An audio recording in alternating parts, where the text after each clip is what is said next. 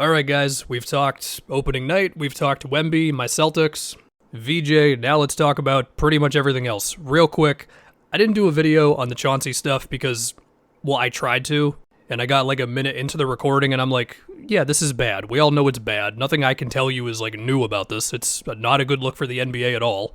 Obviously, we have to see what comes out of the whole thing, but there you go, I don't know. Now on to the stuff on the court. We're going to go right to Anthony Edwards and apparently mid-range god. He was talking about being more of a mid-range or a post-up guy in the offseason. And against the Blazers, he had, among a lot of tough shots to win that game for the Wolves, a lot of stuff for mid-range, like taking Tamani Kamara or Jeremy Grant off the dribble and using like gather steps or just stopping on a dime really quickly to rise up for it when he's got a little bit of space, because in the past with Ant, we've seen that it's like tough threes or it's really hard drives to the rim, and that made it easier for OKC to guard him in the conference finals. Well, so far against the Blazers, I mean, pull up 2 versus Klingon, a very deep fadeaway where the play was like going nowhere to kind of ice it, or like a long 2 over Jeremy Grant to ice the game. 1 MJ-esque fadeaway, you get it. We'll see if Ant can continue it, but so far, he said he was going to do it, and through one game, he did it. As for the rest of the Wolves, so they went with Dante to start the game over Conley. He had like 6 turnovers. It's just going to be a process all year with them at that position. And Jaden was looking a little more aggressive off the dribble. The 3-ball also looks a little faster. They're going to need that. And as for the Blazers, well, if you had some skepticism on their offense through one game, this one probably didn't help you out too much. They might live or die by Shaedon Sharpe jumpers off the dribble, with which he was good last year from mid-range. Jeremy Grant was good. I don't think he's top priority. Next up, there is no reason to the order of this whole thing. I want to talk about the Warriors. They look really good so far. Great game against the Nuggets. Aaron Gordon goes crazy. Steph putting Jokic in a bunch of screen actions. But I got to talk about Al Horford. Big Al. Couple of possessions switching onto Jamal Murray, holding up okay, whether it's to like allow Draymond enough time to be the help defender to get into the play, or just staying sturdy enough. He had one really good possession on Jokic in the post. Jokic also got him another time on a foul, but still, stopping Jokic even once is great. I mean, Draymond had a few great possessions, switching onto Jokic or just getting under him enough. And then the corner 3 from Horford, I mean, I gotta tell you, it felt so good to see Al Horford just have another big crunch time shot on my television. This time it was like at 1 in the morning as opposed to like 9:30 as it used to be, but it felt good. I mean, you could just see the impact right away. The spacing of the floor on one end, and then doing what Kevon Looney was able to do of being like just a big on the other end who's always in the right spot defensively. Now for the Nuggets, they did lose. Jokic got put in a bunch of screen actions with Steph. Honestly, a bad game by Jokic's standards. Like, he settled for a lot of jumpers, missed them. Of course, because he's Jokic, he still had a 20-point triple-double. While, yeah, Aaron Gordon is not going to average 50 points on 90% three-point shooting the whole season, obviously. Could this be a sign of a little more of a three-point jump from Gordon? Because he did have a little one last year, too, when he was healthy. I mean, 43% on 3 a game, 38% on 4 a game in the playoffs.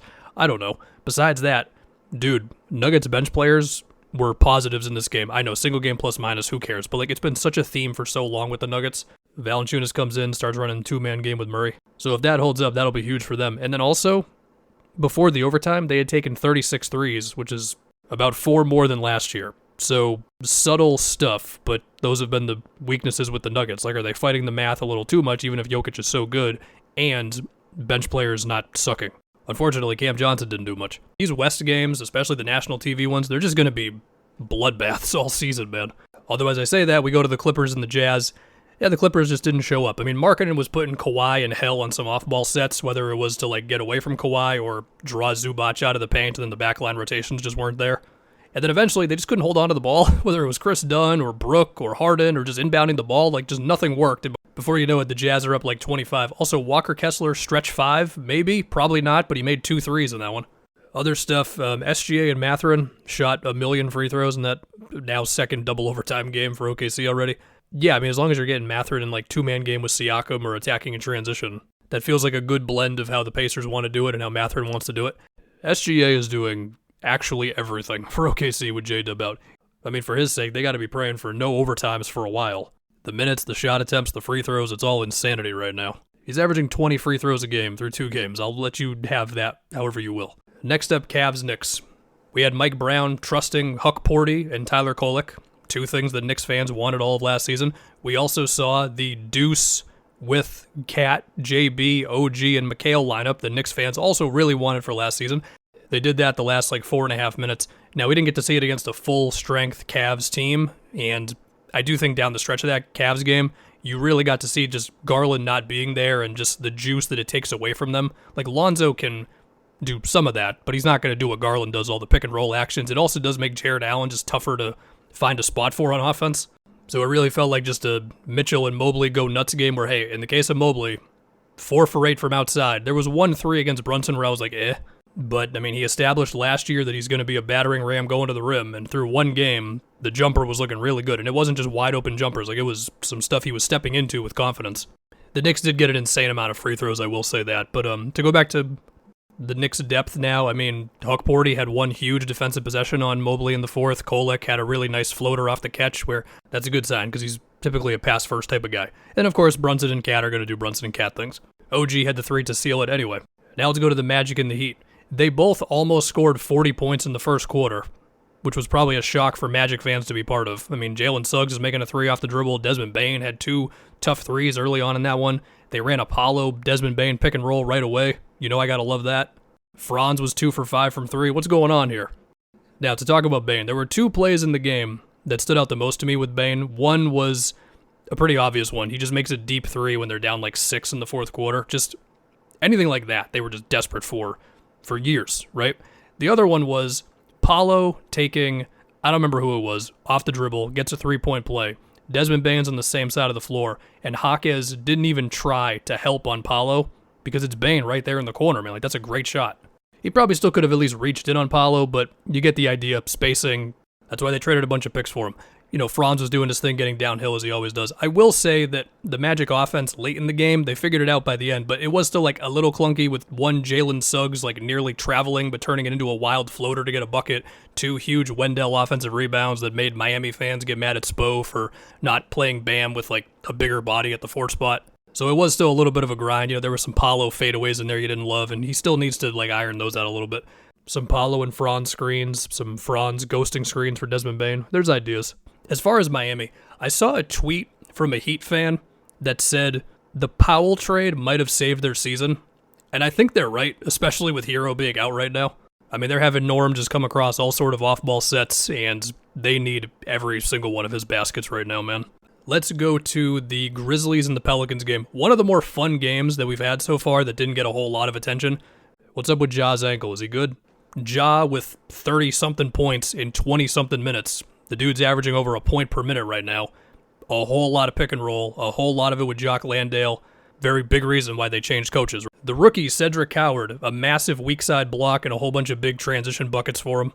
Jaren's defense at the rim was mostly amazing. And we got to talk about Zion now. So is Zion just going to either pull off a crazy athletic play or get blocked every time he goes to the rim now? Because that's what it felt like in that game. I mean, they are letting him handle the ball quite a bit, bring it up a lot, and you know, the Pelicans' offense for the game overall was probably fine, but in the third quarter when the Grizzlies went on a big comeback, they were kind of directionless, where it felt like unless Zion is just getting a head of steam going to the rim, we don't really know what to do. Some of that was, you know, Trey Murphy missed some threes, he'll make threes. But Jeremiah Fears, if we're talking about rookies, man, he is such a blur going to the rim. Like 7 for 10 from the field in this one, whatever it was, and every single one's the same thing. He is just gone in an instant, and then it wasn't just like open layups, like he had to have some gather steps or like some stops immediately into like little fadeaways. Like it was really, really impressive scoring debut for Jeremiah Fears. Jordan Poole played as well. Next up, the Raptors and the Hawks. So I was looking forward to seeing 2 relatively new look teams, and then the Raptors blitzed the Hawks so bad in transition that it's the only thing that matters to me.